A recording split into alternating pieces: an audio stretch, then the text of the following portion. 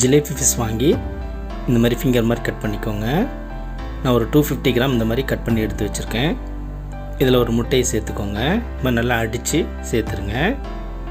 முட்டையை சேர்த்துட்டு ஒரு 1/4 ஸ்பூன் அளவுக்கு மஞ்சள் பொடி, 1/2 ஸ்பூன் மிளகாய் பொடி, 1/2 ஸ்பூன் தனியாத்தூள், ஒரு 1/4 ஸ்பூன் அளவுக்கு ஜீரகத்தூள், ஒரு 1/4 ஸ்பூன் பெப்பர், சால்ட்டு ஒரு 1/2 ஸ்பூன் அளவுக்கு சேர்த்துட்டு கலருக்காக நான் காஷ்மீரி மிளகாய் பவுடர் ஒரு 1/2 ஸ்பூன் சேர்த்துருக்கேன். இது ஆப்ஷனல் தான். ஒரு 2 ஸ்பூன் அளவுக்கு மைதா சேர்த்துருங்க. சேர்த்துட்டு ஒரு 1/2 ஸ்பூன் இஞ்சி பூண்டு விழுது, 1 ஸ்பூன் லெமன் ஜூஸ் சேர்த்துருங்க. சேர்த்துட்டு இதை நல்லா மிக்ஸ் பண்ணிக்கோங்க. இதை நல்லா மிக்ஸ் பண்ணிவிட்டு இது ஒரு 30 நிமிஷத்துக்கு அப்படியே மேரினேட் பண்ணிடுங்க. ஒரு 30 நிமிஷம் நம்ம அப்படியே மூடி போட்டு வச்சிடலாம். ஒரு 30 நிமிஷம் கழிச்சிட்டு இதை ஓப்பன் பண்ணிக்கோங்க.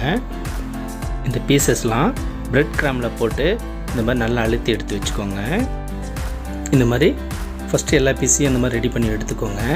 இந்த மாதிரி தனியாக ரெடி பண்ணி வச்சுட்டு இந்த மாதிரி எல்லா பீசஸையும் தனியாக எடுத்து வச்சுக்கோங்க. நெக்ஸ்ட்டு இதை நம்ம பொரிச்சிடலாம். மீடியம் ஃப்ளேம்லேயே வச்சுட்டு இதை பொரிச்சிக்கோங்க. நல்லா கிறிஸ்பியாக வர விட்டு இதை எடுத்துருங்க. நல்லா பொன்னிறமாக மாறின பிறகு இதை நம்ம எடுத்துடலாம். இது பாருங்கள், நல்லா கிறிஸ்பியாக ரெடி ஆகிடுச்சு.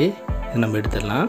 இந்த மாதிரி செஞ்சு கொடுத்தீங்கன்னா முள் இருக்குன்னு சொல்லி சாப்பிடாத இருக்க குழந்தைங்க கூட விரும்பி சாப்பிடுவாங்க. இந்த மாதிரி பீசஸை நீங்கள் கடையிலே சொல்லி கட் பண்ணி வாங்கிக்கோங்க. நீங்களும் ட்ரை பண்ணி பாருங்கள்.